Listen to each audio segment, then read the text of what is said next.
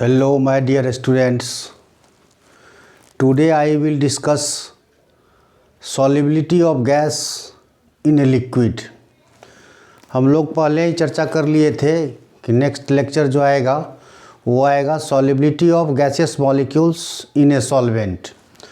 देखो प्यारे बच्चों, है क्या solubility of gaseous molecules in a liquid generally depends करता है नेचर ऑफ गैस और नेचर ऑफ सॉल्वेंट और इफ़ेक्ट ऑफ प्रेशर और टेम्परेचर। मेन इसमें इफ़ेक्ट है प्रेशर का। तो इफ़ेक्ट ऑफ प्रेशर जब भी आएगा तो वहाँ पर आ जाएगा हेनरी लॉ। देखो गैसियस मॉलिक्यूल्स जो डिजॉल्व होता है लिक्विड में, वहाँ पर इफ़ेक्ट ऑफ प्रेशर आता है। ठीक है प्यारे बच्चों, तो इफ़ेक्ट ऑफ प्रेशर आएगा तो उसको हम लोग बोलते हैं हेनरी लॉ। हेनरी लॉ का स्टेटमेंट है कि at constant temperature partial pressure of gaseous molecules is directly proportional to solubility का। यदि सॉल्युबिलिटी को हम लोग एक्सप्रेस कर देंगे in term of mole fraction में तो partial pressure directly proportional to mole fraction का हो जाएगा। हम लोग उसको भी देखेंगे। उसके बाद फिर इसका अप्लीकेशन को देखेंगे, फिर KH का वैल्यू को देखेंगे। ठीक है बच्चों, चलो हम लोग स्टडी करते हैं। Solubility of gas in a liquid, topic का जो नाम है वो क्या है? Solubility of gas in a liquid. Solubility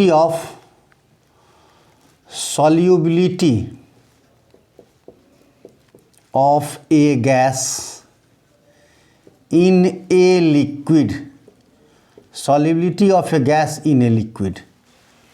अब देखो solubility of gas in a liquid को डिफाइन यदि हम लोग करेंगे तो कहता है it is defined as volume of gas.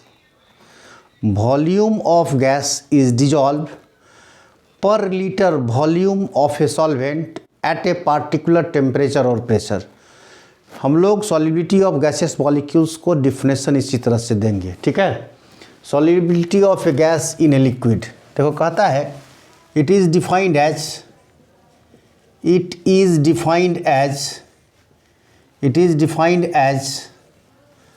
volume of gas dissolved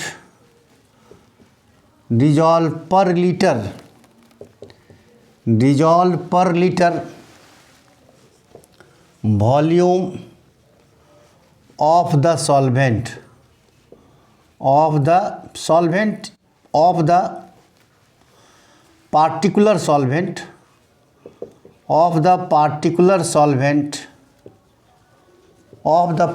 solvent at a particular या at a temperature और pressure। एट ए टेम्परेचर और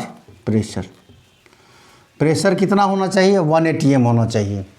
तो कहता है it is defined as volume of gas dissolve per litre volume of the particular solvent at a temperature और pressure कितना? 1 atm।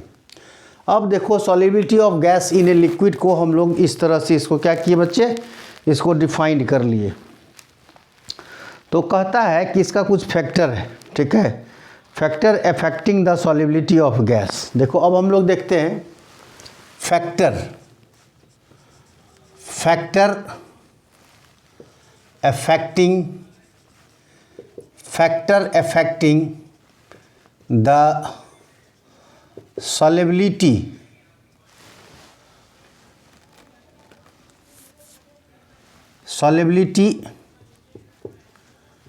factor affecting the solubility of the gas in a liquid means हो गया solvent।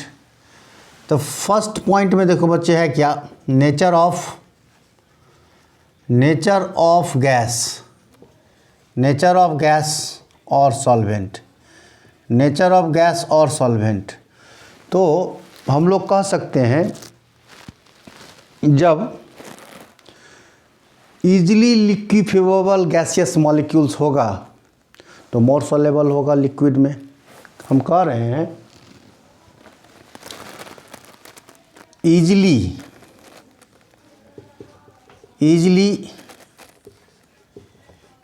liquefiable gas is more soluble होगा, is more soluble।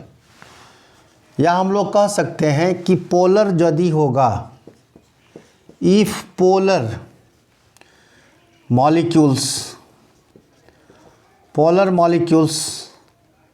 is more soluble in polar solvent में होगा, more soluble in polar solvent।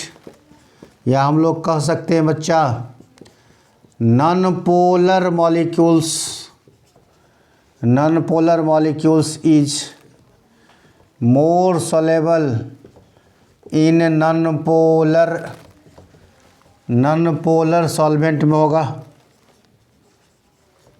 चलो, ये हो गया आपको नेचर ऑफ गैस का। ठीक है प्यारे बच्चों, राइट डाउन करो इसको।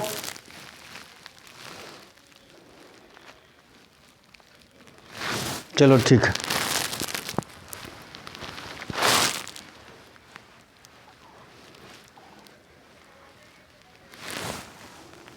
चलो इरेज कर रहा है, इसका स्क्रीनशॉट ले लो। चलो ठीक है, अब देखो सेकेंड पॉइंट में लेते हैं इफेक्ट ऑफ टेम्परेचर। टेम्परेचर का क्या रोल है इसमें। ठीक है, सेकेंड नंबर में हम लोग लेते हैं क्या, effect of temperature. Second point में देखो बच्चा, इफेक्ट ऑफ टेम्परेचर।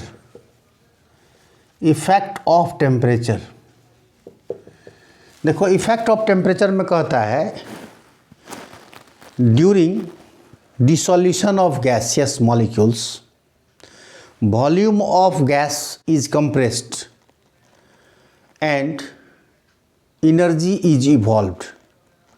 यदि इस तरह का सिचुएशन क्रिएट होगा, दैट मीन्स रिएक्शन क्या होगा, एक्सोथर्मिक।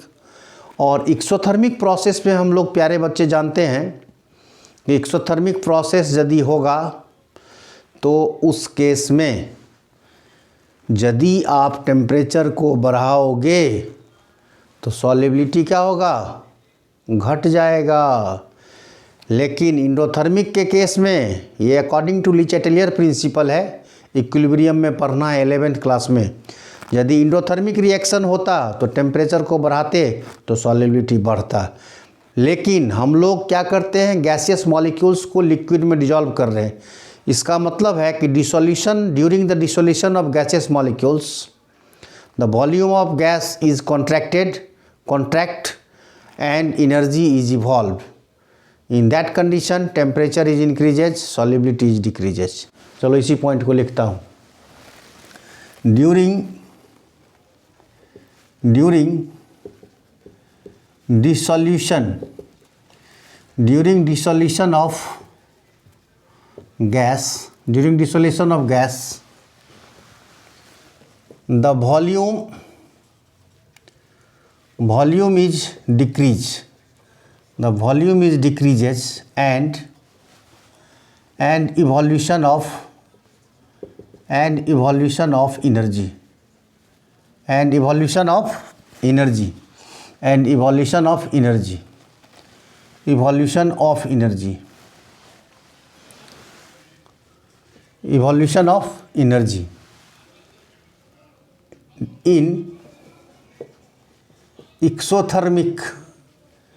in exothermic process,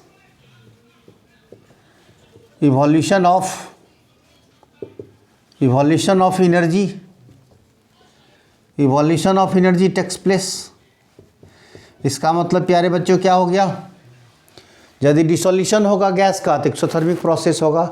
और एक्सोथर्मिक प्रोसेस में according to Le Chatelier principal क्या होगा, एक्सोथर्मिक केस में ली चैटेलियर प्रिंसिपल के अकॉर्डिंग एक्सोथर्मिक प्रोसेस होगा तो टेम्परेचर को बढ़ाओगे तो सॉल्युबिलिटी घट जाएगा। इंडोथर्मिक प्रोसेस होता तो टेम्परेचर को बढ़ाते तो सॉल्युबिलिटी इंक्रीज कर जाता। डिसोल्यूशन मीन्स क्या, सॉल्यूट अब प्लस सॉल्वेंट को मिलाएंगे तो बन जाएगा सॉल्यूशन। और इस कंडीशन में डेल्टा एच निगेटिव है, इसका मतलब क्या है, एक्सोथर्मिक प्रोसेस है। अब देखो इम्पॉर्टेंट पॉइंट है कि डिसोल्यूशन क्या है, एक्सोथर्मिक प्रोसेस है। एक्सोथर्मिक प्रोसेस है बच्चे, इसका मतलब गैसियस मॉलिक्यूल्स को जब हम लोग लिक्विड में डिजॉल्व करेंगे तो उसमें क्या होगा, एनर्जी का इवोल्यूशन होगा। जब एनर्जी का इवोल्यूशन होगा उस प्रोसेस को एक्सोथर्मिक बोलते हैं। According to Le Chatelier principle, if temperature is increases in case of exothermic reaction then solubility is decreases. In case of endothermic reaction, if temperature is increases, solubility is also increases. Exothermic process में प्यारे बच्चे क्या होगा, यदि आप temperature को increase करोगे तो सॉल्युबिलिटी क्या होगा बच्चे, घट जाएगा। तो क्या होगा, सॉल्युबिलिटी क्या होगा बच्चे, घट जाएगा। लेकिन यदि इंडोथर्मिक प्रोसेस होता, इंडोथर्मिक प्रोसेस होता, यहाँ पर हो नहीं रहा इंडोथर्मिक प्रोसेस, मैं केस लिख दे रहा हूँ।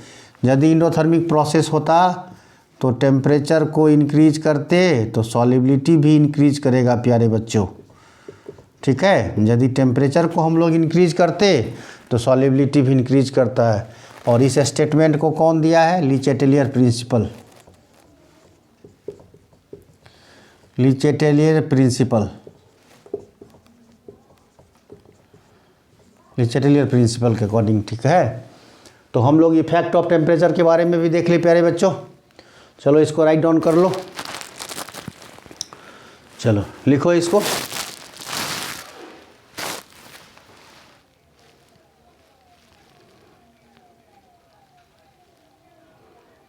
चलो ठीक, इसको इरेज कर रहा हूँ। अब थर्ड पॉइंट में प्यारे बच्चे देखो, इफेक्ट ऑफ प्रेशर है। थर्ड पॉइंट में क्या है, थर्ड पॉइंट में प्यारे बच्चों है effect of pressure. Effect of pressure third point में देखो क्या है, effect of pressure. Effect of pressure में कहता है कि gaseous molecules dissolve in a liquid, if temperature is increases solubility is also increases, solubility is also increases। कहता है कि solubility of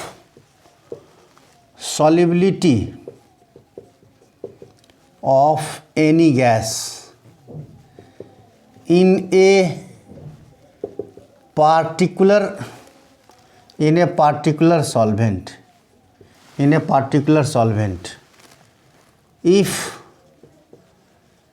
pressure is increases, solubility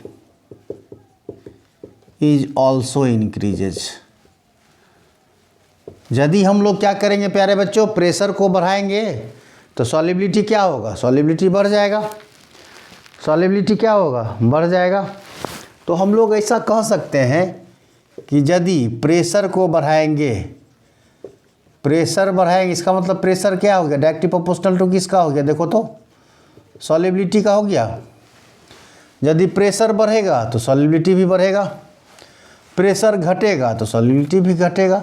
इसका मतलब हो गया यदि प्रेशर इंक्रीज करेगा प्यारे बच्चों तो सॉल्युबिलिटी क्या होगा, इंक्रीज करेगा। और प्रेशर यदि घट जाएगा तो सॉल्युबिलिटी भी क्या होगा, डिक्रीज कर जाएगा। अब देखो जब इफेक्ट ऑफ प्रेशर आएगा, यहीं पर गवर्न होता है Henry law. Effect of pressure से ही गवर्न होता है हेनरी लॉ। हेनरी लॉ का स्टेटमेंट है कि this law states that at constant temperature partial pressure is directly proportional to solubility का होता है। ठीक है प्यारे बच्चों, इसको राइट डाउन करो।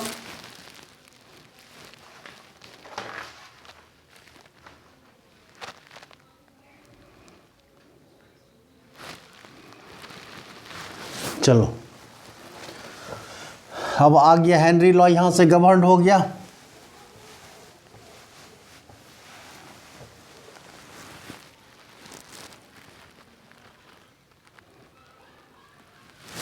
देखो अब यहां से गवर्न हो गया हेनरी लॉ,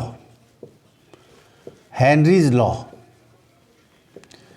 हेनरी लॉ कहता है बच्चे, eight constant temperature, at constant temperature the partial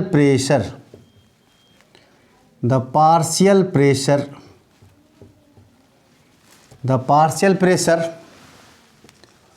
of a gas in a liquid is directly proportional to the solubility, directly proportional to the solubility का, ठीक है। If solubility is expressed in term of mole fraction, यदि प्यारे बच्चे हो जाएगा तो partial pressure क्या होगा, directly proportional to mole fraction का होगा। तब क्या हो जाएगा, पार्शियल प्रेशर जो है डायरेक्टली प्रोपोर्शनल टू किसका हो जाएगा, मोल फ्रैक्शन का। इसको हम लोग मैथमेटिकली यही नहीं लिखेंगे, मैथमेटिकली हम लोग इसको लिख सकते हैं क्या, partial pressure directly proportional to mole fraction का हो जाएगा। कब, जब एट कांस्टेंट टेम्परेचर होगा। एट कांस्टेंट क्या हो जाएगा प्यारे बच्चे, एट कांस्टेंट टेम्परेचर होगा। इसको हम लोग लिख सकता हूँ P इक्वल्स टू KH/X लिख सकता हूँ। ये मेरा क्या हो गया, हेनरी लॉ का स्टेटमेंट हो गया। यहाँ पर या तो हम लोग KH इक्वल्स टू लिख सकता हूँ P/X, यहाँ पर P हो गया पार्शियल प्रेशर, X हो गया सॉल्युबिलिटी, और यहाँ पर KH जो है, KH क्या है, हेनरीज कांस्टेंट है। PH इक्वल्स टू क्या है, हेनरीज कांस्टेंट है। और हेनरीज कांस्टेंट का देखो प्यारे बच्चे, इसका यूनिट जो होता है, इसका यूनिट होता है ATM बार या mm/Hg, इसका यूनिट होता है, ठीक है प्यारे बच्चों।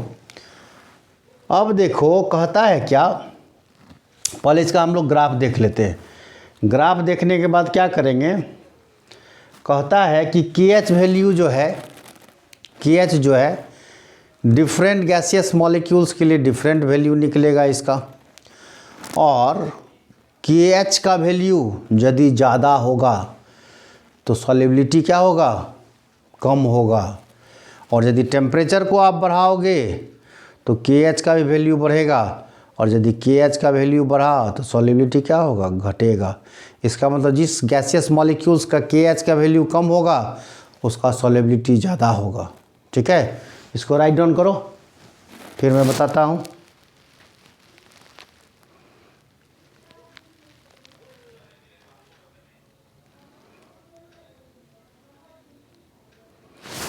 चलो एक पॉइंट और देख लो, KH का वैल्यू जो होता है ना, वो डिपेंड करता है nature of gas and nature of solvent पर। देखो इसका KH का वैल्यू जो है, it's value depends upon nature of gas और सॉल्वेंट।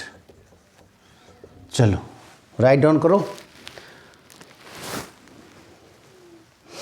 चलो हटा रहा हूँ इसको। अब देखो इसका ग्राफ देखो,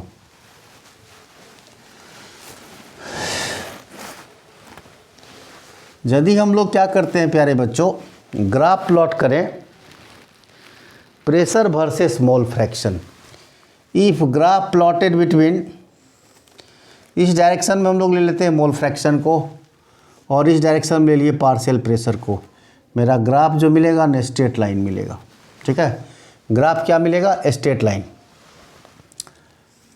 इस एंगल को थीटा यदि हम लोग लें तो स्लोप इक्वल्स टू हम लोग लिख सकते हैं, slope equals to tan theta बराबर P/KH।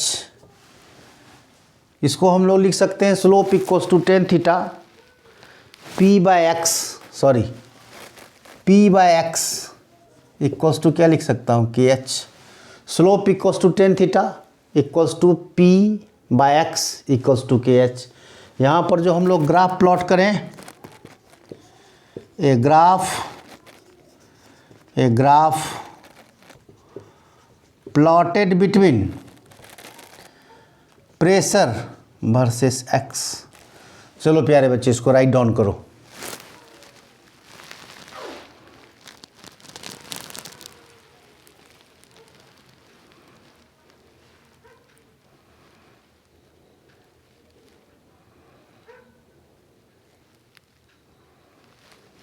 चलो ठीक है।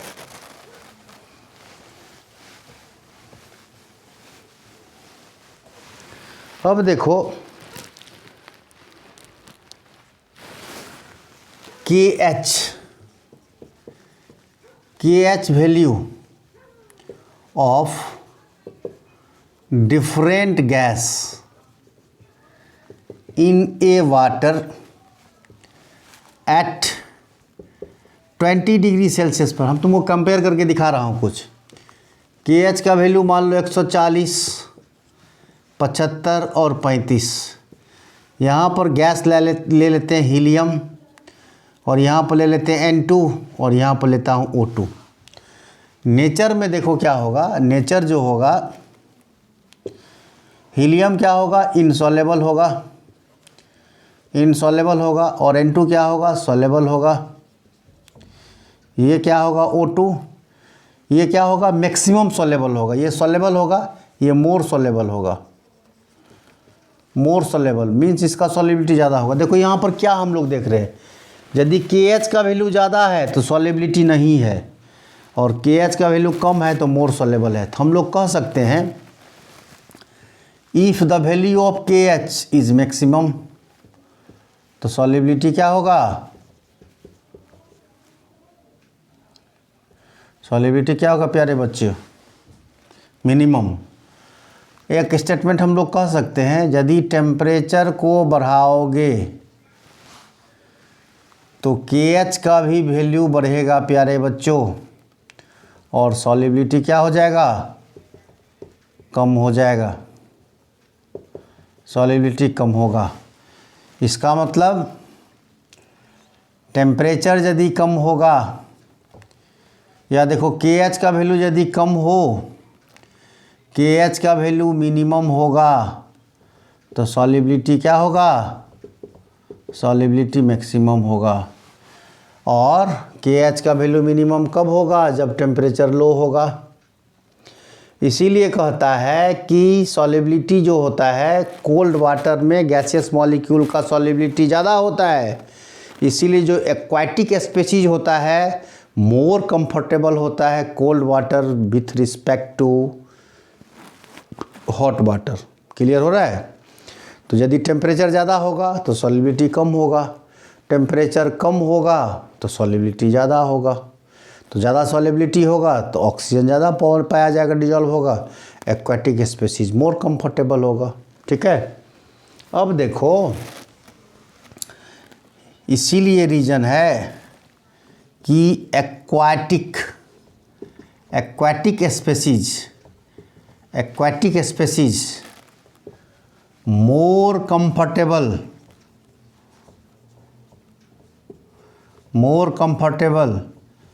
In cold water rather in hot water. इसका रीज़न यही है, यदि टेम्परेचर को बढ़ाओगे तो क्या होगा, सॉल्युबिलिटी घट जाएगा, सॉल्युबिलिटी घट जाएगा तो डिजॉल्व ऑक्सीजन घट जाएगा, एक्वाटिक स्पीशीज को क्या होगा, प्रॉब्लम होने लगेगा। इसका मतलब टेम्परेचर ज़्यादा, इसका मतलब ये भी हम तो कह सकता हूँ टेम्परेचर यदि कम होगा, टेम्परेचर कम होगा तो के एच का वैल्यू कम होगा, के एच का वैल्यू कम होगा तो सॉल्युबिलिटी ज़्यादा होगा प्यारे बच्चों। चलो इसको राइट डाउन कर लो।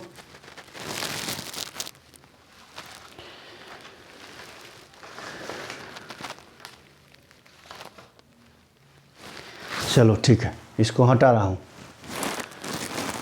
अब देखो हेनरी लॉ के बाद जो है अब हम लोग इसका एप्लीकेशन देखते हैं।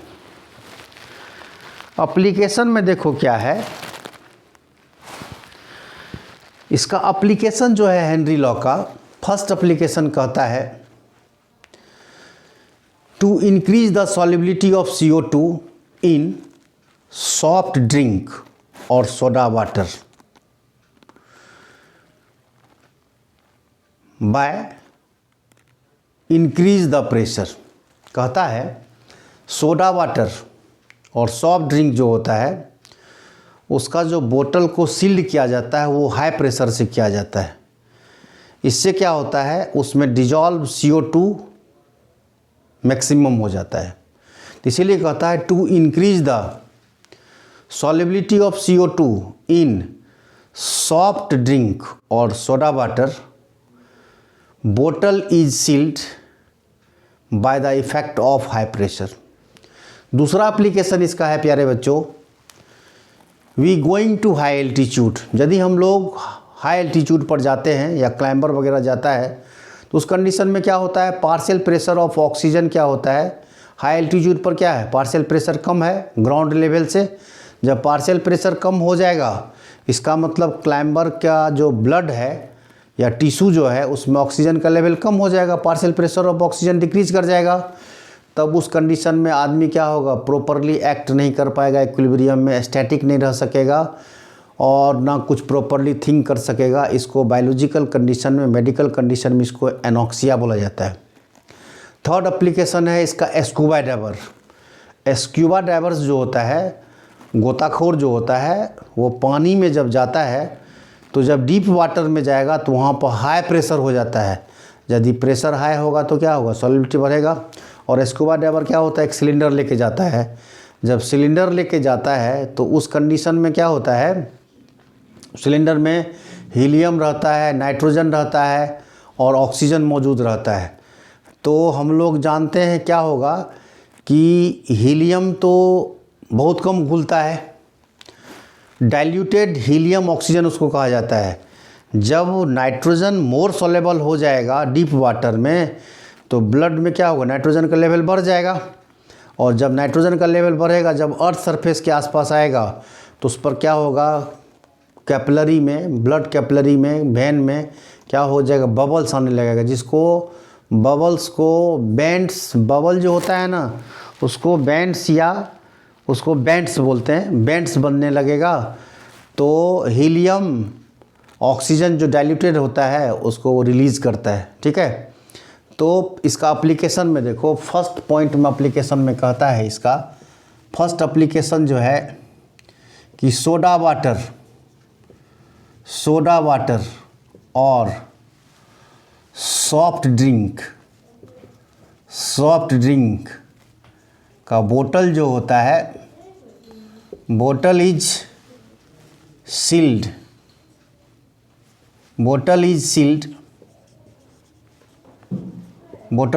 Bye high pressure,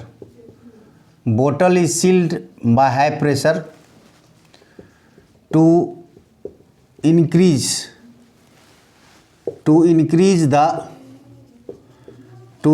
the solubility of CO2। इसमें क्या होगा, solubility of CO2 का इंक्रीज कर जाता है। सेकेंड नंबर में देखो, at high altitude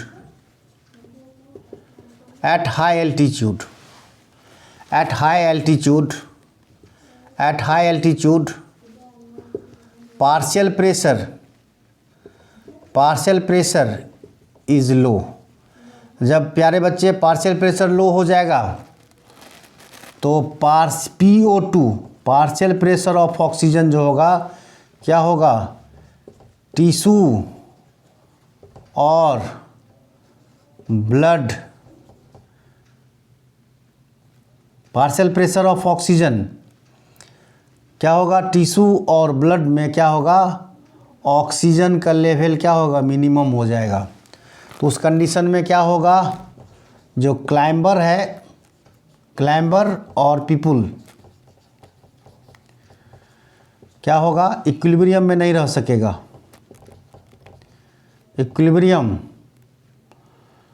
इक्विलिब्रियम क्या हो जाएगा, अनबैलेंस हो जाएगा और कुछ थिंक नहीं कर पाएगा। और इस कंडीशन में, मेडिकल में इस कंडीशन को बोला जाता है एनॉक्सिया, एनॉक्सिया बोला जाता है। इसमें होगा क्या, पार्शियल प्रेशर लो हो जाएगा ऑक्सीजन का टिश्यू में, तो क्लाइंबर और पीपुल क्या करेगा, इक्विलिब्रियम में नहीं हो सकेगा और प्रॉपरली नॉट थिंक, कुछ सोच वगैरह नहीं पाएगा। इस कंडीशन को मेडिकल में क्या बोलते हैं, एनॉक्सिया। और थर्ड कंडीशन है इसका स्कूबा ड्राइवर, डाइवर। ये क्या होता है, जब डीप वाटर में जाएगा तो क्या होता है, इसका पार्शियल प्रेशर क्या होगा, इसका पार्शियल प्रेशर क्या होता है, बहुत इंक्रीज कर जाता है। और जब स्कूबा ड्राइवर पानी में जाता है तो एक टैंक लेके जाता है। उस टैंक में क्या होता है, हीलियम होता है बच्चे, नाइट्रोजन होता है और ऑक्सीजन होता है। हीलियम, नाइट्रोजन और ऑक्सीजन जो लेके जाता है, हीलियम का परसेंटेज बच्चा होता है 11.7% और ये 56.2%, 32.1% के आसपास होता है। ये परसेंटेज होता है उस सिलेंडर में, ठीक है। अब देखो होता है क्या, जब पार्शियल प्रेशर हाई हो जाएगा तो गैसियस मॉलिक्यूल्स भी सॉल्युबल होगा, ऑक्सीजन भी सॉल्युबल हो जाएगा, नाइट्रोजन भी सॉल्युबल हो जाएगा। नाइट्रोजन यदि सॉल्युबल हो जाएगा, यदि डीप वाटर तक रहेगा तो मोर सॉल्युबल होगा। यदि ये अर्थ सरफेस पर आएगा तो वेन में क्या करेगा, वेन में क्या होगा, बबल बना देगा। वेन में क्या होगा, बबल बना देगा, जो पेनफुल होता है, पेनफुल होगा, जिसको हम लोग बायोलॉजिकल कंडीशन में इसको क्या बोलते हैं, बेंड्स बोलते हैं। तो जब बेंड्स को कम करने के लिए कौन आता है, यही हीलियम डाइल्यूटेड ऑक्सीजन से क्या होता है, उसको वो रिलीफ कर देता है। ठीक है प्यारे बच्चों, तो आज जो है ना हम लोग हेनरी लॉ पढ़ लिए, उसका एप्लीकेशन पढ़ लिए। और देखो एक लिमिटेशन भी है हेनरी लॉ का। लिमिटेशन इसका है कि प्रेशर और टेम्परेचर मॉडरेट होना चाहिए, गैसियस मॉलिक्यूल्स क्या होना चाहिए, अनरिएक्टिव होना चाहिए। ये सब इसका लिमिटेशन है। यदि रिएक्टिव हो जाएगा तो अप्लीकेबल नहीं होगा हेनरी लॉ के लिए। ठीक है प्यारे बच्चों, आज मैं अपना लेक्चर यहीं पर ख़त्म करता हूँ। नेक्स्ट लेक्चर में हम लोग रॉल्स लॉ के साथ मिलूँगा, Raoult's law for volatile solute और Raoult's law for non volatile solute. फिर उसके बाद आइडियल है, नॉन आइडियल सॉल्यूशन है। आप हमारे साथ बने रहो, हम अच्छे से अच्छे वीडियो बना के आपके लिए बनाते रहूँगा। आप हमको अप्रिशिएट करिए। यदि आपको मेरा लेक्चर अच्छा लगता है तो लाइक करो, शेयर करो और सब्सक्राइब करो। थैंक यू बच्चे, गुड नाइट।